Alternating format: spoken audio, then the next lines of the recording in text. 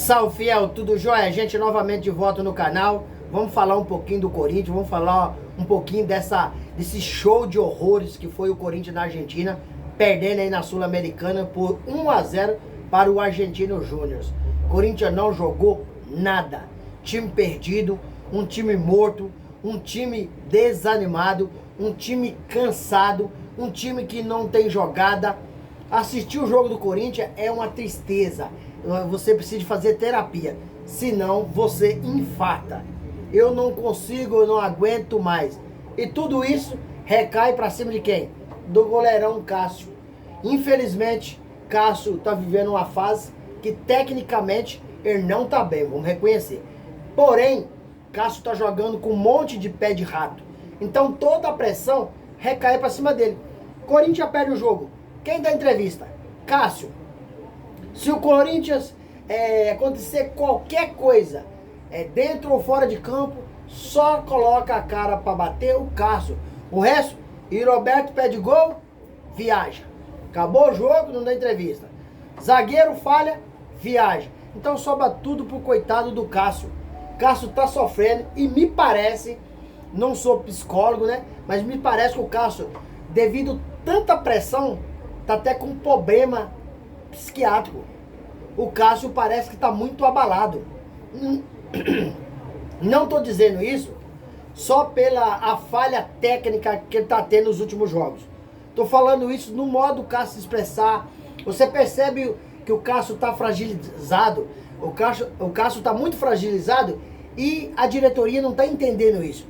Precisa nesse momento poupar o Cássio, resguardar a imagem do Cássio. O Cássio tem uma história brilhante no Corinthians que não pode ser queimado de jeito nenhum.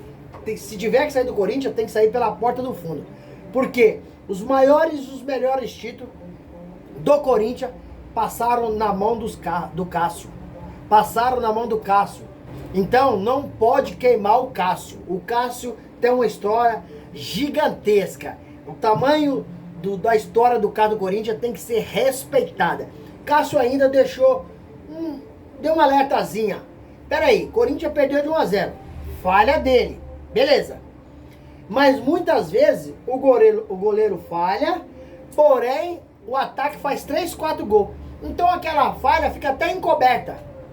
Mas no caso do Corinthians, o Corinthians não faz gol. Cássio falou assim, eu faço gol? Eu não faço gol. Cássio deu a entender o quê? Para um bom entendedor, meia palavra basta. Eu falei, Corinthians perdeu 1-0. Mas se nós tivéssemos feito 3 ou 4 gols, nós teríamos ganhado de 3-1, 4-1. Corinthians não faz gol. Coitado do Cássio, não queria ser o Cássio. Um momento difícil que ele está passando na carreira, onde as pessoas só cobram, só mira o Cássio. E ele tem personalidade, porque é ídolo, é corintiano. E ele tá sentindo a pressão. Então ele vem a público falar, pôr a cara pra bater. Mas o Corinthians tem 3 jogos que não marcam gol. Não marcou um gol ainda no Campeonato Brasileiro.